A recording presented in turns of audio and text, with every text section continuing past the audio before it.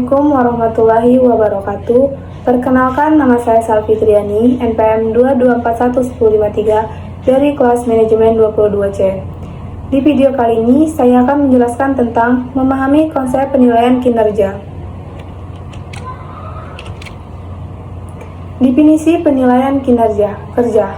Setiap perusahaan atau organisasi memerlukan sumber daya untuk mencapai visi dan misinya.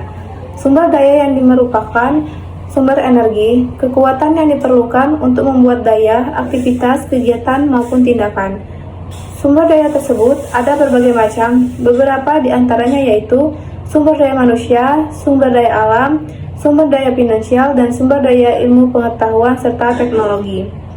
Dari segala macam jenis sumber daya tersebut, sumber daya manusia menjadi sumber daya yang paling penting karena mencapai tujuan perusahaan. Makna pentingnya sumber daya manusia ini bisa kita lihat dari kenyataan bahwa manusia merupakan elemen yang selalu ada dalam setiap organisasi atau perusahaan apapun. Kelebihan lainnya yang dimiliki organisasi untuk memaksimalkan produktivitas dan laba diperlukan karyawan yang kompeten serta berdedikasi tinggi terhadap tujuan dan perusahaan yang bermacam. Manajemen pengelolaan sumber daya manusia ini dapat terbantu dengan melakukan penilaian kerja atau memanajemenkan pengelolaan sumber daya manusia. Performance operation. Metode ini dilakukan untuk memberitahu kepada para karyawan apa yang diharapkan pengawas untuk membangun pemahaman yang lebih baik atau satu sama lain. Penilaian kinerja juga tersebut sebagai penilaian kinerja, evaluasi karyawan, dan berkomunikasi hasil proses tersebut kepada karyawan itu sendiri.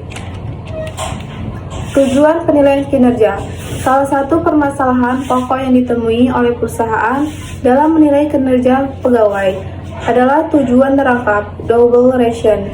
Dari penilaian kinerja, metode TPRO ada beberapa tujuan penilaian yaitu A. Menyediakan kesempatan bagi pegawai untuk mengikhtiarkan berbagai tindakan yang telah diambil dalam kaitannya dengan aneka fungsi yang bertalian dengan perannya. 2. Keberhasilan dan kegagalannya sehubung dengan fungsi-fungsi. 3. Kemampuan yang diperlihatkan dan kemampuan yang dirasakan kurang dalam pelaksanaan kegiatan-kegiatan itu, dan berbagai dimensi administratif serta perilaku yang telah diperlihatkan olehnya selama setahun. Dan mengenali akan kebutuhan perkembangan diri sendiri. C. Membuat tinjauan tahunan dan proses berpikir yang mencakup seluruh organisasi untuk meningkatkan pengembangan inisiatif pribadi untuk mencapai efektivitas manajemen. Dan menyerahkan kontribusi kepada supplier yang dapat dilaporkan tentang apa yang dicapai dan merefleksinya, sehingga ia bisa memverifikasi prestasinya sendiri dalam perspektif dan penilaian yang lebih objektif. Ini adalah persiapan yang diperlukan untuk diskusi evaluasi dan perencanaan kinerja, juga meningkatkan prestasi kerja. Beberapa hal lain yang menjadi tujuan evaluasi kinerja adalah sebagai berikut.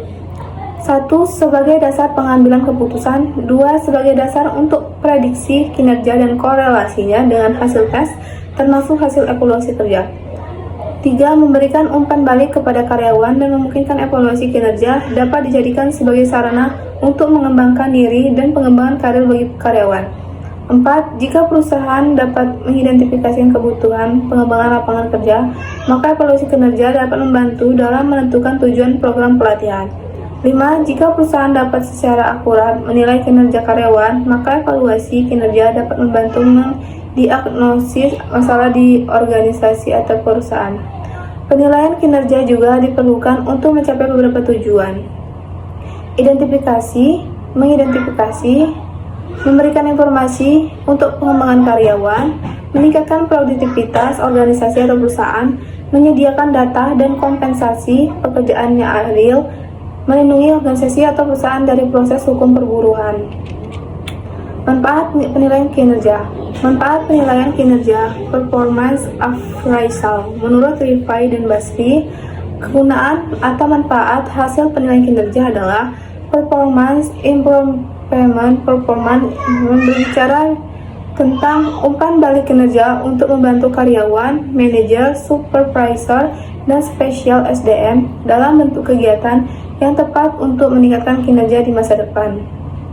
2. Compensation adjustment. Penilaian kinerja membantu menentukan siapa yang akan menerima upah, bonus, atau bentuk lain dari kenaikan gaji menurut sistem tertentu. 3. Placement decision. Promosi atau demosi dapat didasarkan pada kinerja masa lalu dan bersifat proaktif, misalnya dalam bentuk kompensasi bagi karyawan yang telah berkinerja baik dalam peran sebelumnya. 4.